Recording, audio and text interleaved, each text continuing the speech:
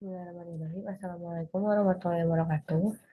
Nama saya Rizky Yulia dari kelas Manajemen Keuangan Syariah semester 5 dari UIN Sunan Gunung Jati Bandung.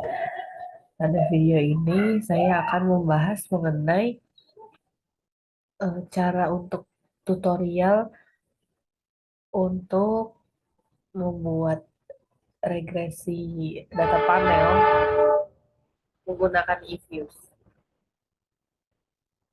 Yang pertama di sini saya akan menjelaskan mengenai eh, analisis regresi dapat data panel sendiri ya.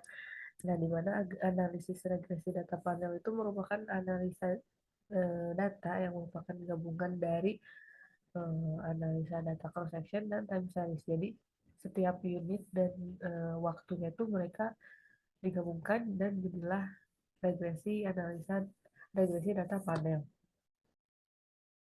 Kemudian model regresi data panel tersebut memiliki tiga model. Yang pertama ada common effect atau CM, yang kedua ada fixed effect atau VM, dan yang ketiga ada random effect atau RIM.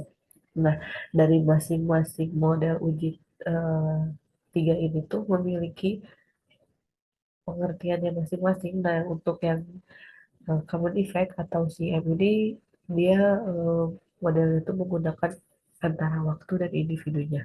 Kemudian untuk fixed effect ini dia yang membedakan itu adalah individu individunya bisa diakomodasikan dari interceptnya.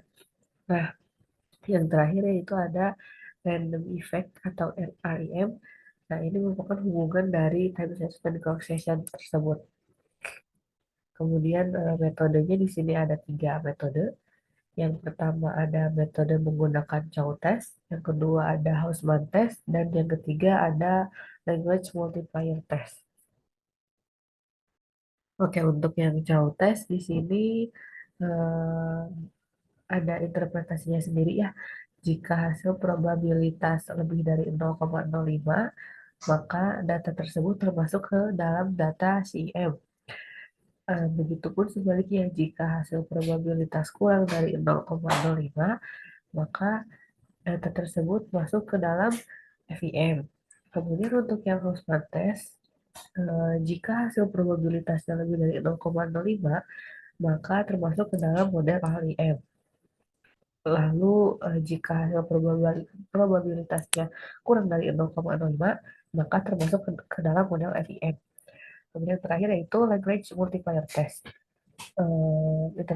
Interpretasinya merupakan jika hasil probabilitas lebih dari 0,05, maka termasuk ke dalam model CM. Dan terakhir ada jika hasil probabilitas kurang dari 0,05, maka termasuk ke dalam RIM.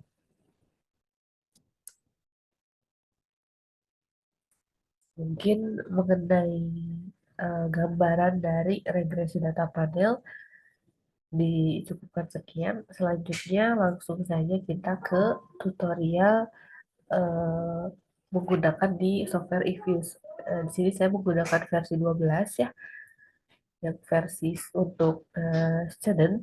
Jadi langsung aja kita ke eViews-nya. Nah, sebelum ke eViews-nya kita harus punya dulu data yang udah kita bikin berupa data Excel yang dia lebih dari 30 data. Di sini saya memiliki 39 data berisi 3 tahun dengan 12 bulan. Dari X1-nya yaitu petani, X2-nya nelayan dan pembudidayaan ikan, dan Y-nya itu nilai tukar petani. Langsung saja kita ke penggunaan klik file, terus klik import, import from file, kita masukin data Excel yang kita punya tadi, yaitu saya di sini ngambil indeks harga petani ya, lalu open. Kemudian kita next, ini di next, di next, lalu finish.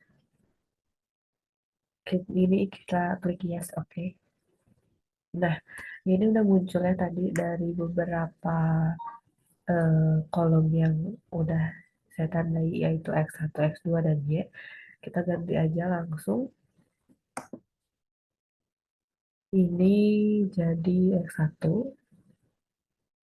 kita rename.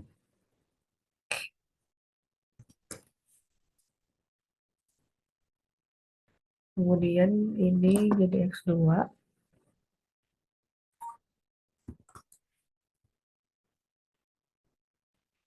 Lalu ini kita jadi Y. Nah, kalau udah kayak gini, langsung aja kita klik CTRL yang ada di keyboard kita, tekan Y. Sambil ditekan CTRL-nya kita klik Y. Udah Y, kita klik X1, baru X2. Sambil masih posisi diklik ya, CTRL-nya masih ditekan. Kemudian kita klik kanan, lalu kita open as a question. Nah, untuk konstantanya kita posisikan di antara Y dan C. Lalu kemudian kita klik panel option, cross sectionnya kita ganti jadi fix ya, karena kita di sini mau nyari film. Nah, kemudian kalau sudah kita klik OK. Ini dia untuk datanya ya. Dari metode regresi panel menggunakan film yang tadi kita udah klik gitu kan. Kemudian untuk kita beralih nih, kita uji. Kan tadi ada tiga ya pengujiannya, itu uji Chow, uji Hausman, sama uji LM test. Nah, yang pertama kita lakuin itu untuk mencari uji Chow, kita klik view, lalu kita cari yang fix or random effect settings, kemudian kita klik yang likelihood ratio. Nah, di sini udah nemu nih, kita cross section F-nya probabilitasnya 0,0000, itu artinya berarti kurang dari 0,05 ya. Nah, maka dia udah lulus dari uji Chow. Kemudian kita bisa lanjut ke uji selanjutnya, yaitu eh, uji Hausman. Kita klik view, terus fix random effects, kita klik yang correlate random effect atau yang Hausman test.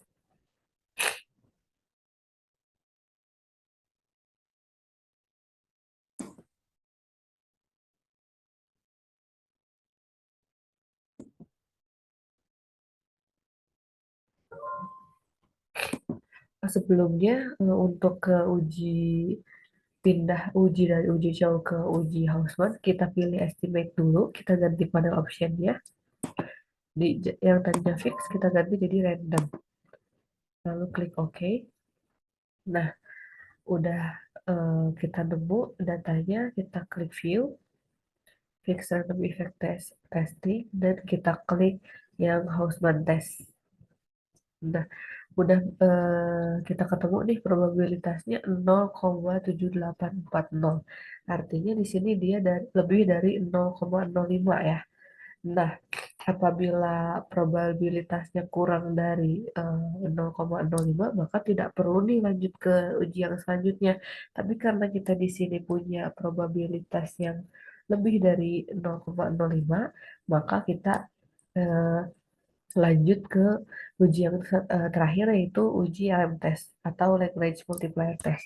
Sama caranya kayak tadi, kita estimate dulu, lalu kita ke panel option, dari yang tadinya random kita pilih jadi non ya.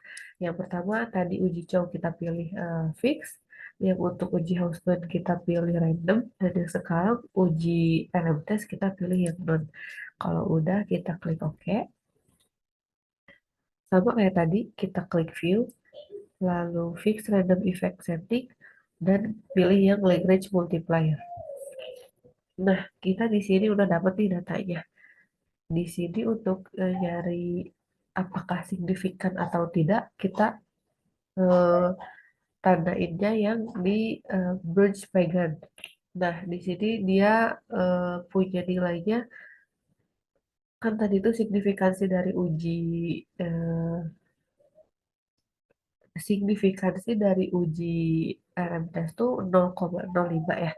Nah, maka di sini dia masih termasuk ke dalam klasifikasi dari signifikan karena dia nolnya sebesar karena dia nilainya sebesar 0,000.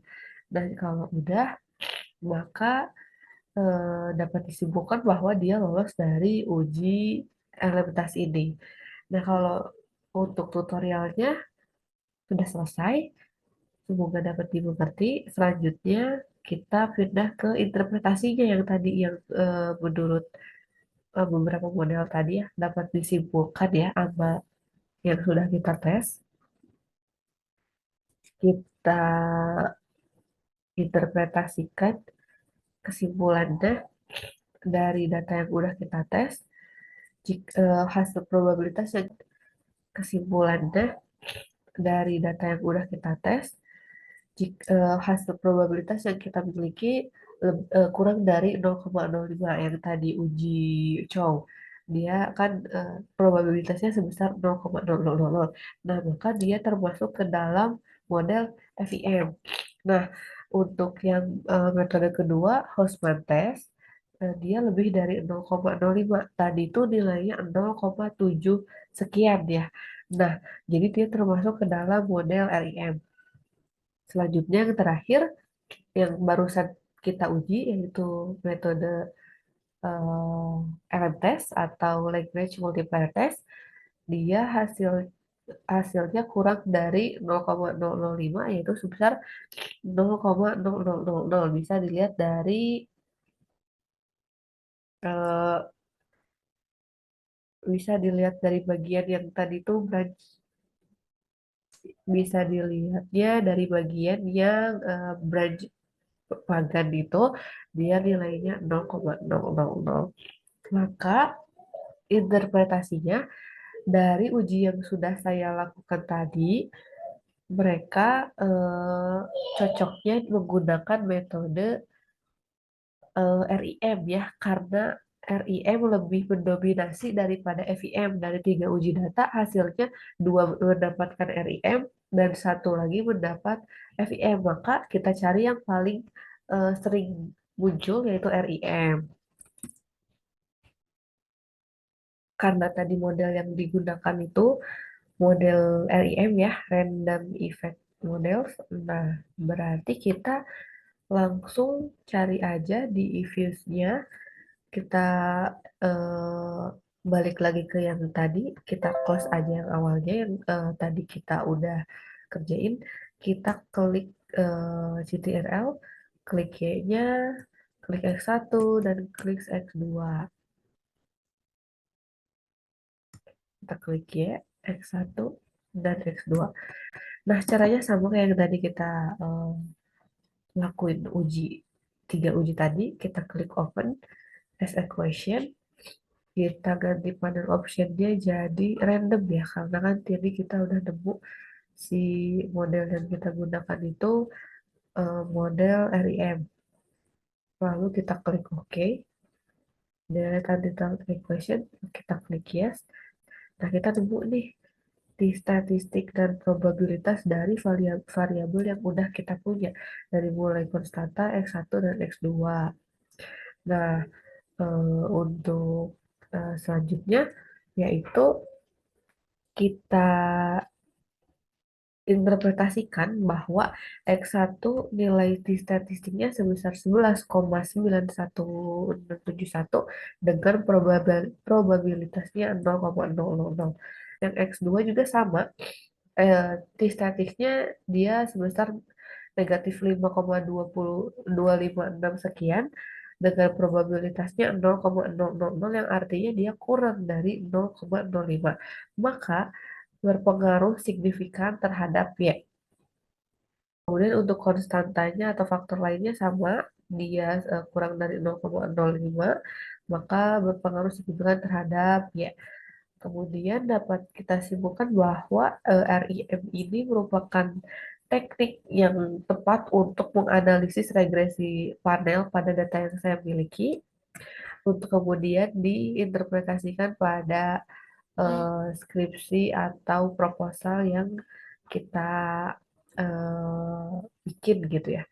Nah, kemudian untuk cara atau tutorial dari saya dicukupkan sekian. Semoga bermanfaat bagi teman-teman semua yang menonton video ini. Mohon maaf bila ada kesalahan.